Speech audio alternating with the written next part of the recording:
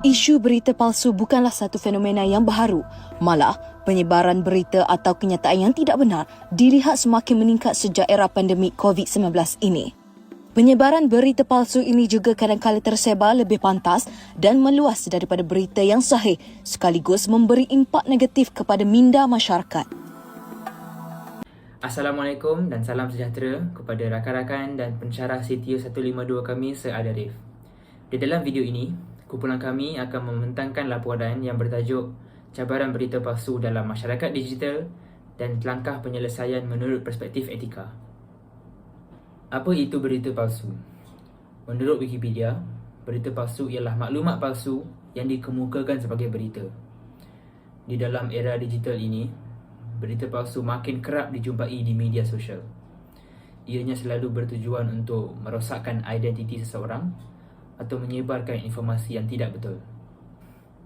Selain daripada tujuan mementingkan diri sendiri, berita palsu juga boleh digunakan sebagai alat untuk menyebarkan naratif atau ideologi yang kebanyakannya mempunyai unsur-unsur negatif. Oleh itu, penyebaran berita palsu ialah sesuatu perkara yang harus kita semua hindari. Terdapat beberapa aspek yang terjejas oleh berita palsu.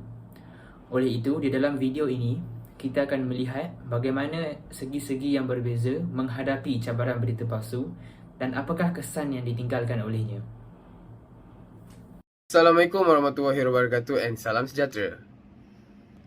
Hari ini, saya nak terangkan tentang cabaran dari segi ekonomi.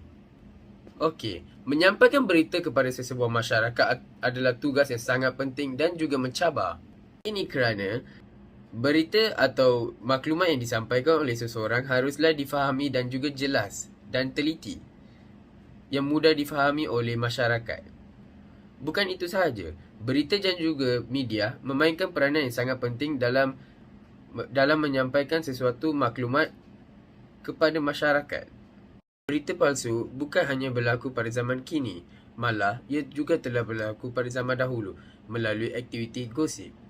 Dengan aktiviti gosip, masyarakat dapat menularkan berita palsu dengan mudah antara satu sama lain. Beza antara zaman dahulu dengan kini tidak banyak. Cuma, dulu mereka menggunakan aktiviti gosip untuk menularkan berita palsu. Tapi, zaman kini mereka menggunakan teknologi. Ya, teknologi. Walaupun teknologi terdapat begitu banyak faedahnya berbanding dengan keburukannya, malah teknologi maklumat juga mendatangkan keburukan seperti berita palsu, fitnah, penipuan yang banyak juga berlaku di laman sesawang. Di teknologi, masyarakat juga dapat melarkan berita palsu dengan mudah. Ada banyak sebab dan punca berlakunya penyebaran berita palsu. Satu punca utama berlakunya penyebaran berita palsu adalah manusia yang tidak bertanggungjawab yang terus percaya kepada penipuan tersebut tanpa melakukan apa-apa penyiasatan atau penyelidikan. Ramai orang juga telah menjadi mangsa kepada berita palsu.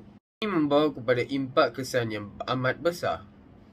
Hal ini melanggar etika dan ia juga merupakan perkara yang amat serius. Ini adalah begitu serius sehinggakan wujudnya pertubuhan-pertubuhan seperti Pertubuhan Pendidikan Saintifik UNESCO.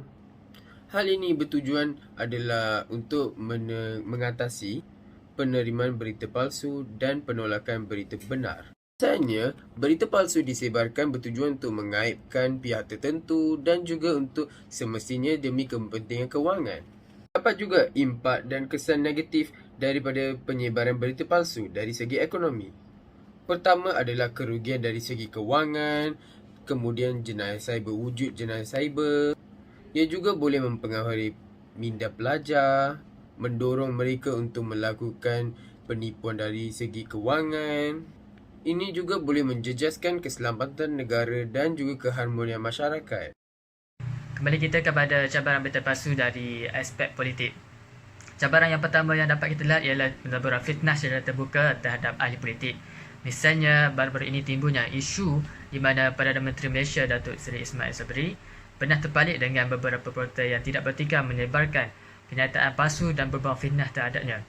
Hal ini kerana kenyataan tersebut sama sekali tidak pernah dinyatakan dalam mana-mana sidang media rasmi kerajaan. Selain Selain itu, cabaran lain adalah terdapat segelintir ahli politik menggunakan platform media sosial bagi memanipulasikan informasi yang salah parti politik yang lain dan meraih undi dari kalangan masyarakat. Hal ini jelas kita lihat apabila musim pilihan raya tiba, segelintir ahli politik berkempen dengan cara yang kotor dengan menggunakan media sosial sebagai platform penyebaran maklumat palsu dan melakukan provokasi.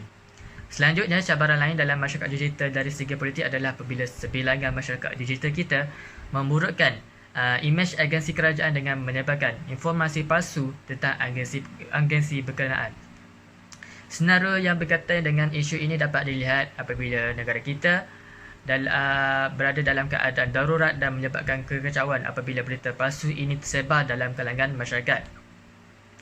Selain itu, inovasi teknologi juga disalahgunakan oleh beberapa pihak yang tidak bertanggungjawab untuk menjatuhkan ahli politik. Dengan adanya kecanggihan teknologi multimedia, pihak tertentu boleh sahaja mengedit atau mengolah cerita rekaan semata-mata untuk menebarkan pemimpin yang tidak disukai atau lebih jelas provokasi dari pihak anti kerajaan. Antara kesan berita palsu dalam kalangan masyarakat dari aspek politik ialah dapat menimbulkan kemarahan dalam kalangan masyarakat dan juga membuatkan rakyat mulai hilang kepercayaan terhadap kerajaan. Hal ini kerana sebahagian masyarakat terus mempercayai berita palsu tanpa ada usul periksa terlebih dahulu. Selain itu juga, kesalahfahaman dan perselisihan fahaman dalam kalangan ahli politik mulai dapat dicetus. Hal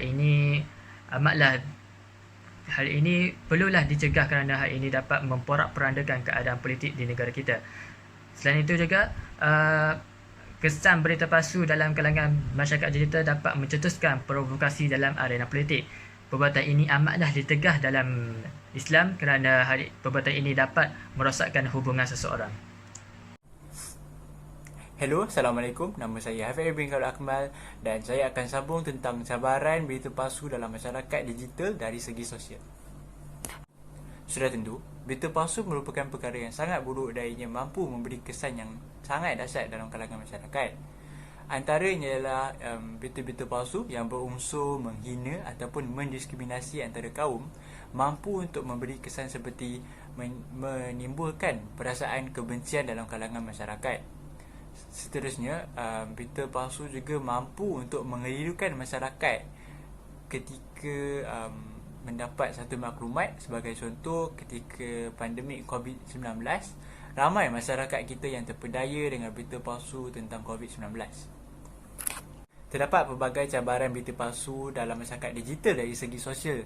Antaranya ialah terdapat berita-berita palsu yang berunsur menghina, mendiskriminasi dan juga memandang rendah antara kaum lain. Dan perkara ini merupakan perkara buruk dalam negara kita kerana negara kita, negara Malaysia, mempunyai kaum yang pelbagai. Itu sahaja daripada saya. Sekian. Terima kasih. Secara amnya, hampir mustahil untuk mengawal penyebaran berita palsu, khususnya dalam media digital, kerana penyebarannya sangatlah pantas dan dalam hanya beberapa saat, ramai orang yang menerima berita akan percaya bulat-bulat hanya kerana perkongsi berita tersebut adalah daripada kenalan mereka sendiri. Akan tetapi masalah seperti ini pasti ada cara mengatasinya. Terdapat beberapa langkah yang boleh diambil bagi menangani penyebaran berita palsu dalam kalangan masyarakat digital dengan efektif dan proaktif. Yang pertama, Suruhanjaya Komunikasi dan Multimedia Malaysia SKMM dengan kerjasama Polis Diraja Malaysia PDRM mestilah bertindak dengan cekap dan pantas dengan mengesan semua berita yang tidak sahih yang dikongsi melalui platform digital. Kemudian, pihak yang terlibat mestilah menangkap pelaku yang bersalah dalam penyebaran berita palsu tersebut agar pesalah tidak dapat lagi menyebarkan lebih banyak berita yang tidak benar. Undang-undang yang berkaitan juga boleh diketatkan agar pengguna media digital akan lebih peka akan akibat dan hukuman yang dikenakan terhadap jenayah cyber ataupun penipuan internet ini. Seterusnya, masyarakat wajarlah menyemak kesahihan berita yang akan dikongsi dengan mencari bukti melalui sumber rasmi, iaitu laman web berautoriti seperti Berita Harian, dan bukanlah bukti yang dijumpai daripada platform terbuka dan percuma. Cara yang paling mudah bagi memastikan kesahihan suatu berita di Malaysia adalah dengan menyemak maklumat tersebut di laman web sebenarnya.my. Portal ini adalah portal yang dikhaskan untuk rakyat Malaysia untuk menyemak sebelum berkongsi berita yang tidak dipastikan kebenarannya. Dengan kewujudan portal seperti ini, tabiat penyebaran berita yang tidak sahih dapat dibendung agar memberikan impak yang positif, bukan sahaja kepada masyarakat, malah kepada negara yang tercinta ini. Selain itu, langkah lain yang boleh diguna pakai bagi menangani penyebaran berita palsu dalam kalangan masyarakat adalah dengan menjadi insan yang bertanggungjawab. Mungkin akan ada suatu ketika ataupun pernah seseorang individu itu mengetahui bahawa berita yang disebarkannya adalah tidak benar. Oleh itu, sikap bertanggungjawab haruslah imankan peranan dengan membuang postingan tersebut dan membuat postingan meminta maaf atas penyebaran berita palsu ataupun melakukan perkara yang dapat memastikan orang lain untuk berhenti mempercayai berita palsu tersebut supaya impak negatif dapat dielakkan. Akhir sekali, masyarakat yang menggunakan aplikasi komunikasi seperti WhatsApp dan lain-lain, masyarakat wajarlah berhati-hati dan memahami akan mesej atau maklumat yang diterima sebelum menyebarkannya. Berita palsu senang tersebar selalunya berpunca daripada mesej yang berbentuk sensasi dan menggunakan bahasa yang menarik perasaan dan perhatian pembaca. Oleh itu, jika terdapat keraguan atas maklumat yang diterima, perkara yang boleh dilakukan adalah abaikan, memadam mesej berkenaan ataupun menyekat penghantaran mesej tersebut. Berita palsu ini bukanlah sesuatu perkara yang baru di era digital ini.